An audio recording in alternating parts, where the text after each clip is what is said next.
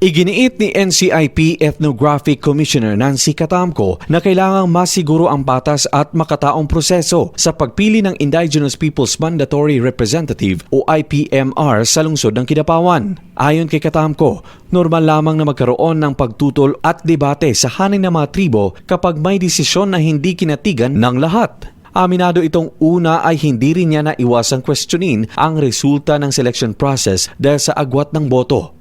Sa katunayan, kinonsulta din ito ang NCIP Provincial Office at nanindigan silang nasunod naman daw ang tamang proseso. Malinaw din na nagkaroon ng fact-finding kung saan nagpalabas ng resolusyon ang NCIP Region 12 sa pamamagitan ni Regional Director Attorney Adolf Ryan Lantion pabor sa kakaupo na Kidapawan IPMR na si Dato Damaso Bayawan. Maski gusto na ako ibalik sa uno, pero mura di undermine po na ko ang proseso sa NCIP. Giit niya, dapat respetuhin ang desisyon at hinikayat ang mga sumama sa protesta, partikular na ang mga nominadong diskontento sa resulta ng botohan na magsampa ng petisyon sa NCIP Bank upang mabigyan nila ito ng resolusyon. Kung wala anyang uupo na IPMR sa Kidapawan ay magiging remise of duty ito, lalo pat tinatanong na ng sangguniang panlungsod kung bakit wala pang IPMR ang Kidapawan sa loob ng halos 4 na taon. Sila ang nag-allege na bias si Attorney Lanson or ang province,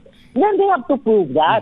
Nabatid na isa ang pangalan ni Commissioner Catamco sa ipinapanawagan ng mga tribo na tumulong sa kanilang problema. So when you do that in the street, nag-rally mo din sa street, wala na may mabuhat. Not unless magsulat mo sa anbank. Nagarespeto ko sa mga palisiyan nila. Naamay na daog sa inyong selection, palingkuran ninyo. Kung na naman po another petition, if they want to, then they can ask for an appeal to the unbank.